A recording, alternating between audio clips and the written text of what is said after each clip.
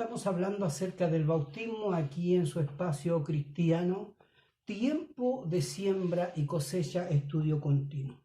Primera de Pedro, capítulo 3, solamente un verso, el versículo 21, dice así la palabra del Señor.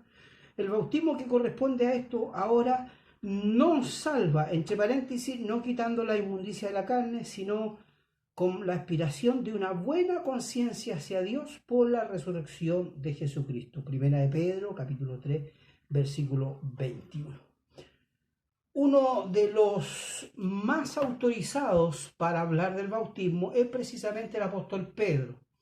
Dios, aleluya, lo usa en el mensaje apostólico allí en Hechos capítulo 2, cuando las personas preguntaron ¿y qué haremos? Y Pedro, lleno del Espíritu Santo, Hechos capítulo 2, versículo 38, les dijo: arrepentíos y bautícese cada uno de vosotros en el nombre de Jesucristo para el perdón de los pecados. Por lo tanto, aquel mensaje lo predicó Pedro y se bautizaron 3.000 almas. Él es el autorizado. ¿Por qué? Porque el Señor le dijo: sobre esta revelación edificaré mi iglesia y a ti te daré las llaves. Eso está registrado en el capítulo 16 del libro de Mateo. Por ello, Pedro fue el primero en bautizar a los primeros gentiles en casa de Cornelio. Si usted revisa el escrito de Lucas, me refiero al libro de los Hechos, en el capítulo 10, los primeros gentiles que recibieron el bautismo, el perdón de sus pecados, fue precisamente Cornelio. Ellos fueron bautizados y estando ahí presente el apóstol Pedro. No olvidemos que cuando Pedro, el Señor le está lavando los pies, le dice: Pedro, lo que no entiende hoy lo entenderás después. Él en un momento dado se negó a bautizar, pero Dios le fue mostrando, Dios le fue revelando y le dijo: no llames tú común o inmundo lo que yo he limpiado. Y desde ahí que Pedro entiende y él predica el bautismo en el nombre del Señor Jesucristo. Ahora en 1 de Pedro capítulo 3 verso 21, él dice que hay que ir en demanda de una limpia y sana conciencia a Dios.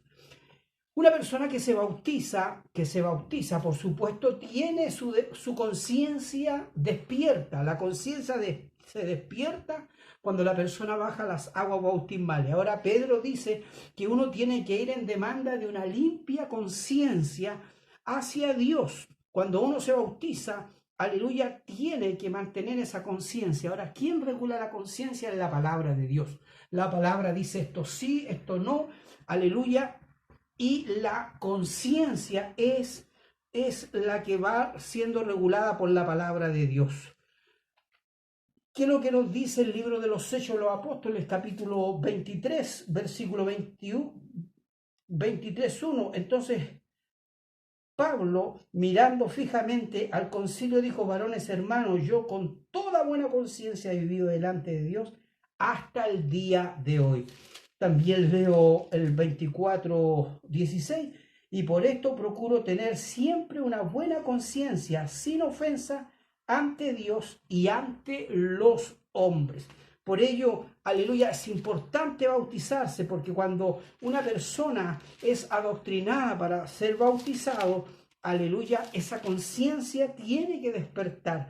Por ello el consejo bíblico lo tenemos en Hechos capítulo 22, versículo 16. Ahora pues, ¿por qué te detienes? Levántate y bautízate y lava tus pecados, invocando su nombre. Quien habla mucho de la conciencia es el apóstol Pablo. Si usted lee las cartas a Tito, las cartas a Timoteo, Pablo usa mucho la enseñanza referente a la conciencia. Hay conciencias vivas, hay conciencias muertas, hay conciencias adormecidas. La Biblia dice que hay conciencias cauterizadas. La única que puede despertar la conciencia es la palabra de Dios. Que Dios le bendiga.